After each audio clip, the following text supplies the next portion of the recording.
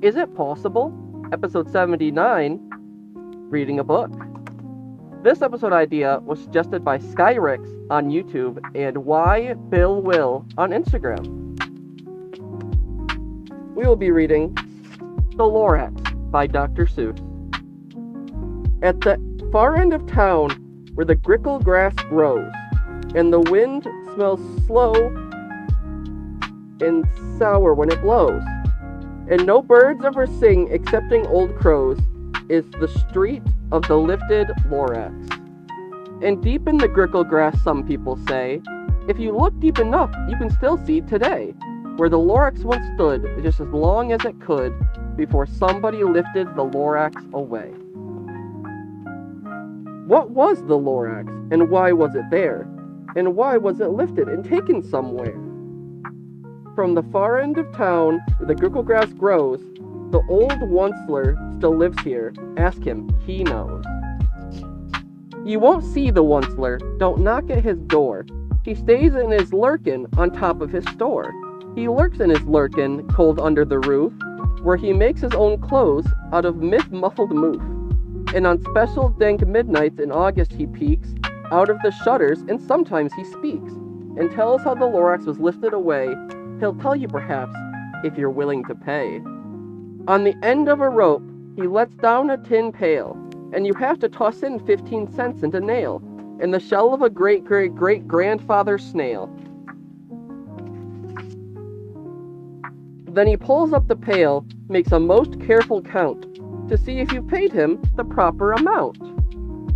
Then he hides what you paid him away in his snub, his secret strange hole, in his grubulous glove. Slup! Down slups the whispermophone to your ear, and the old Onceler's whispers are not very clear, since they have to come down through a snurgly hose, and he sounds as if he had smallish bees up his nose. Now I'll tell you, he says, with his teeth sounding gray, how the Lorax got lifted and taken away. It all started way back, such a long, long time back.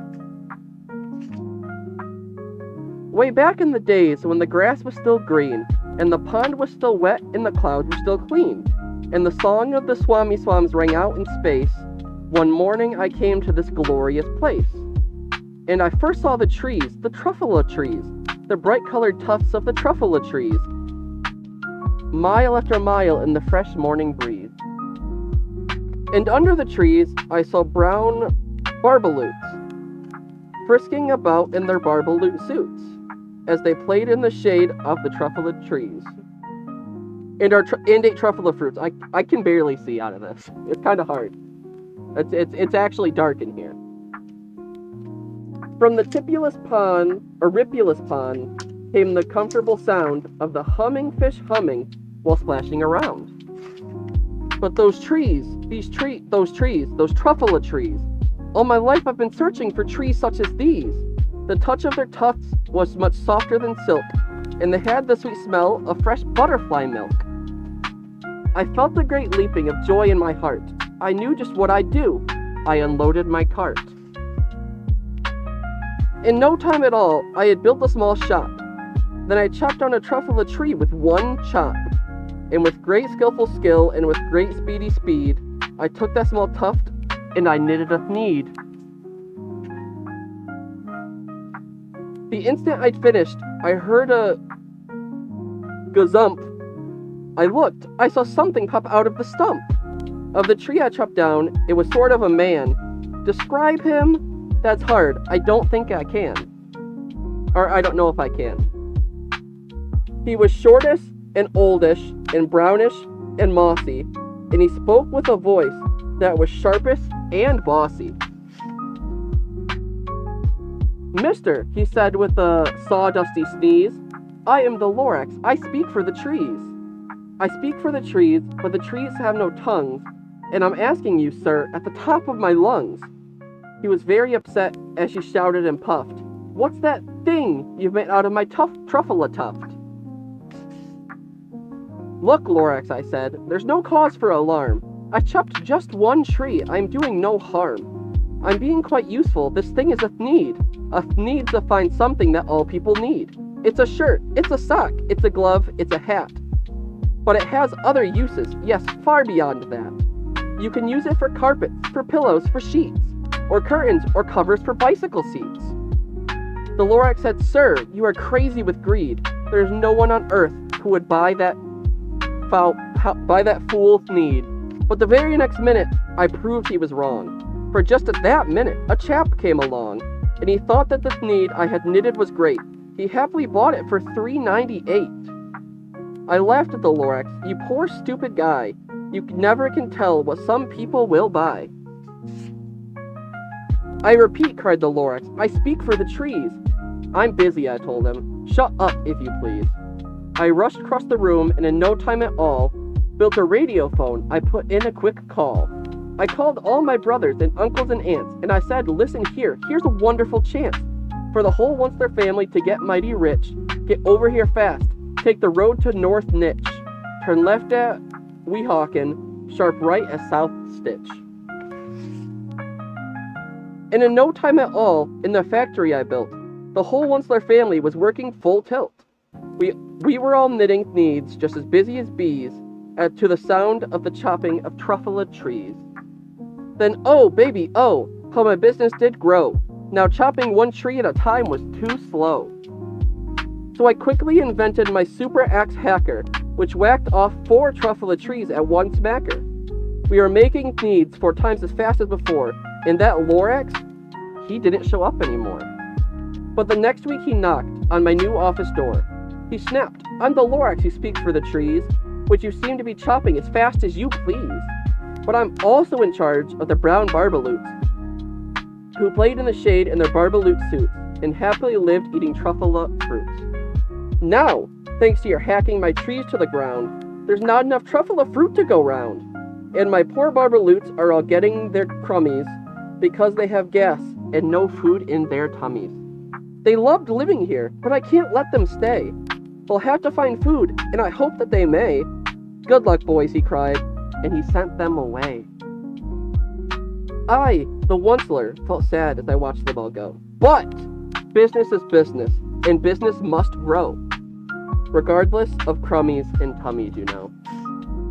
I meant no harm, I most truly did not, but I had to grow bigger, so bigger I got.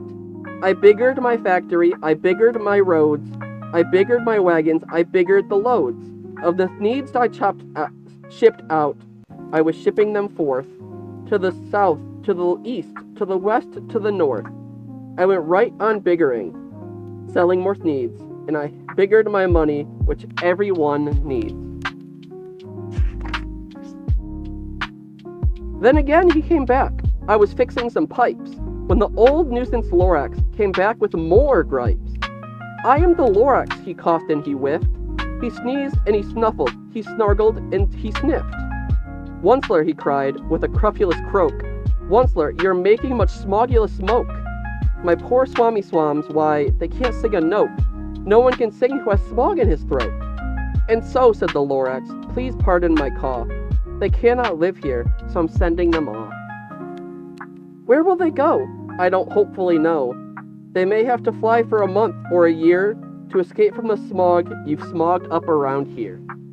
"What's more," snapped the Lorax, his dander was up, "let me say a few words about gluppity glup. Your machinery chugs on, day and night without stop, making gluppity glup and sloppity slop. And what do you do with the leftover goo? I'll show you, you dirty old Onceler man, you. You're glumping the pond where the humming fish hum. No more can they hum, for their gills are all gummed. So I'm sending them off, oh their future is dreary. They'll walk on their fins and get woefully weary, in search of some water that isn't so smeary." And then I got mad. I got terribly mad. I yelled at the Lorax, "Now listen here, Dad. All you do is yap yap and say bad, bad, bad, bad. Well, I have my rights, sir, and I'm telling you, I intend to go on doing just what I do. And for your information, you Lorax, I'm figuring and biggering and biggering and biggering and biggering, turning more truffula trees into needs, which everyone needs. Everyone needs." And at that very moment, we heard a loud whack. From outside in the fields came a sickening smack of an axe on a tree. Then we heard the tree fall. The very last truffula tree of them all. No more trees, no more needs, no more work to be done. So in no time, my uncles and aunts, everyone, all waved me goodbye. They jumped into my cars and drove away under the smoke-smuggered stars. No, all that was left neath the bad-smelling sky was my big empty factory, the Lorax and I.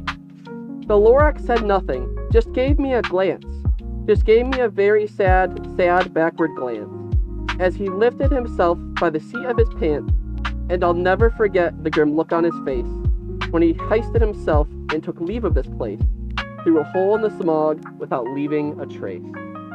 And all that the Lorax left here in this mess was a small pile of rocks with one word, unless. Whatever that meant, well, I just couldn't guess. That was long, long ago, but each day since that day, I've sat here and worried away. Through the years while my buildings have fallen apart, I've worried about it with all of my heart. But now, said the Onceler, now that you're here, the word of the Lorax seems perfectly clear. Unless someone like you cares a whole awful lot, nothing is going to get better. It's not. So, catch, said the Onceler. He let something fall. It's a truffula seed. It's the last one of all. You're in charge of the last of the truffula seeds, and truffula trees are what everyone needs. Plant a new truffula, treat it with care. Give it clean water and feed it fresh air. Grow a forest, protect it from axes that hack. Then the Lorax and all of his friends may come back. The end. Possibility rating, 6 out of 10. Got any other episode ideas? Comment them down below. And thank you for watching.